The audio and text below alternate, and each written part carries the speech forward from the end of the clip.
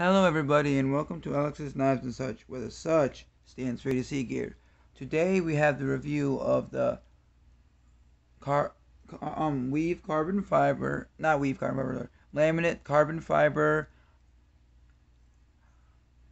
Ferum Forge mini Archbishop that I got on borrow from Jared over at Neve's Knives.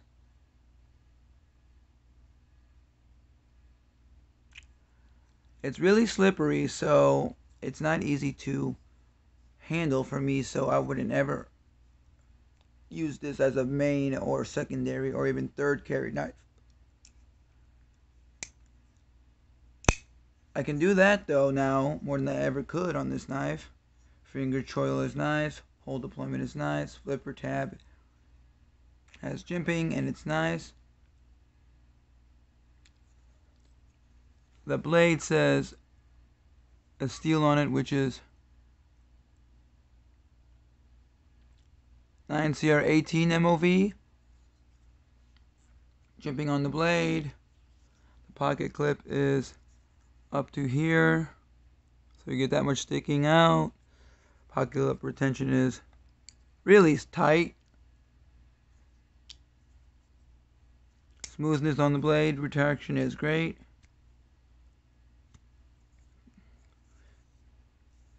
The flipper tab works great.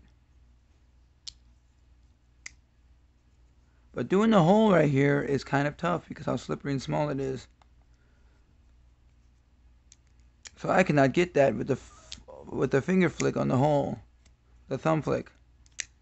Barely. And it's tough and it's painful to stretch out the fingers. This knife is made in China, and this knife is overall length of 6.3 inches with a blade length of 2.75, a blade thickness of 0.117 inches. As I've stated, its blade material is 9CR18 MOV. It's a drop point, flat grind, stone wash blade, which is plain edge. The handle length is 3.625 inches with a handle thickness of 0.39 inches, and the handle is, I'd say, online it says stainless steel and G10, which I have the laminate carbon fiber version, which is super slippery, extremely slippery, that it's not even worth it for me to want to own. If it was a regular G10, then yeah, it would be better. It is only right-handed and tip up with a flipper tab that has jimping. Made in China, as I've stated, and it's a liner lock.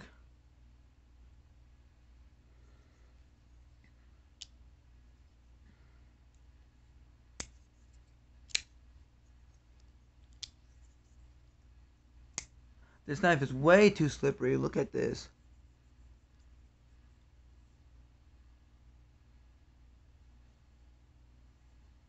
So slippery that it's dangerous to me sometimes. See, can't even do that all the way sometimes. That is a struggle. This is not in, that's impossible for me. This is easier. But my answer is, because it's not G10 and we're talking about this, only this version, I'd say that it is on the lowest end, 2.5, because of this handle scale version, and the highest, it's 4.5. If it were the G10, it'd be like a 7 or 8, and then a 9 to a 10. But don't knock this knife because of the version that I am showing you guys, because this version can be changed for a G10 version, which will be superb. Let's compare this knife to the Kaiser Swag Swayback.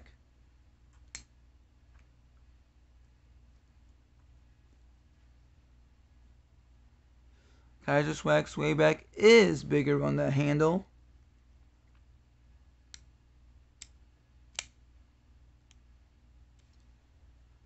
And let's compare it to the Tangram Progression, the knife that actually caused damage to me because I was fidgeting with it, and the finger choil that you see here, that it's sharpened all the way from the tip to the end by the finger choil, and that finger choil got me on my thumb right here.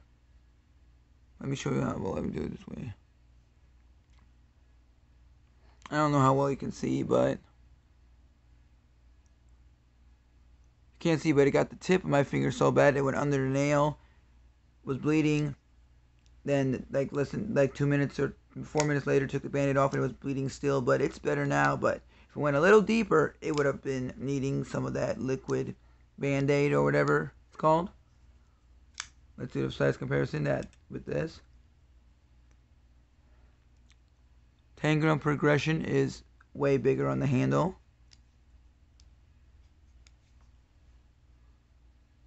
Then we have the CJRB Agave. I believe that's how you say it.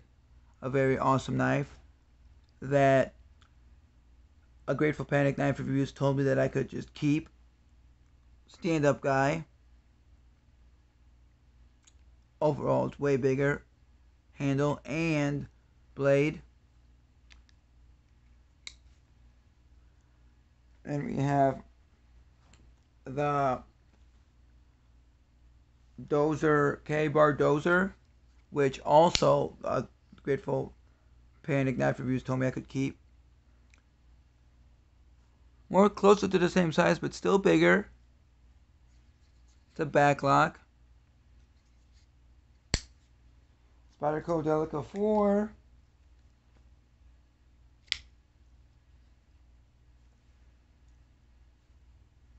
Bigger, but not too much, but enough.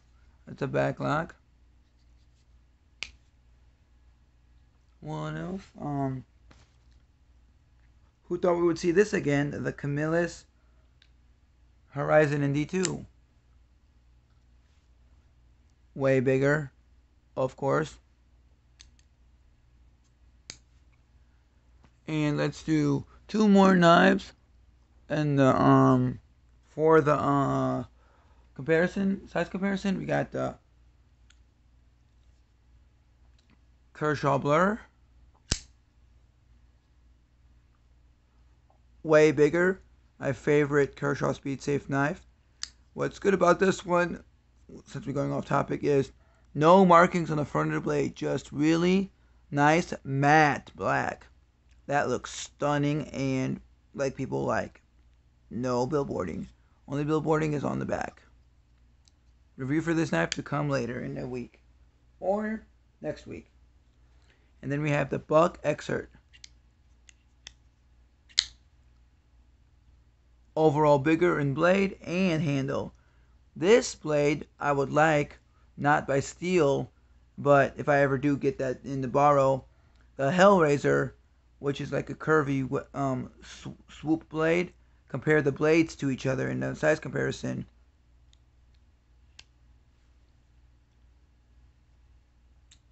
This knife isn't bad if you get the G10 version that I've been saying, but this version is just too slippery. So slippery that I'm not even I don't feel safe to even use it. Only way I can open it is with my thumb on the flipper tab, and then I can't even do this enough to feel safe. Only way I feel safe is if I do this, because of how slippery it is. The G10 version would be superb over this. And we're going to do a cut test with this knife to just see what's up with it, since I've never really used it at all, except maybe once. I got a Walgreens receipt here. And I'm going to fold it a couple times because you need more sturdiness, since I don't have cardboard handy. Missed that on the flip. So, see, even that one sucked. It can go through. But if you want to do a regular paper cut, and see,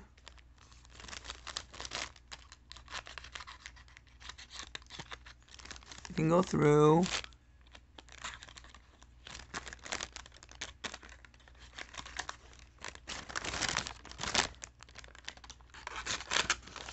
Can it stab through though? Let's see how good it is at stabbing.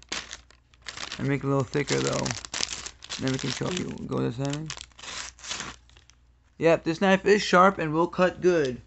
On the cutting rating, I'd give this knife on the low end a 7, and on the high end, well, on the low end, a 7.5 to an 8. On the low end, and the high end, an 8.5 to a 9.5. Superb in cutting.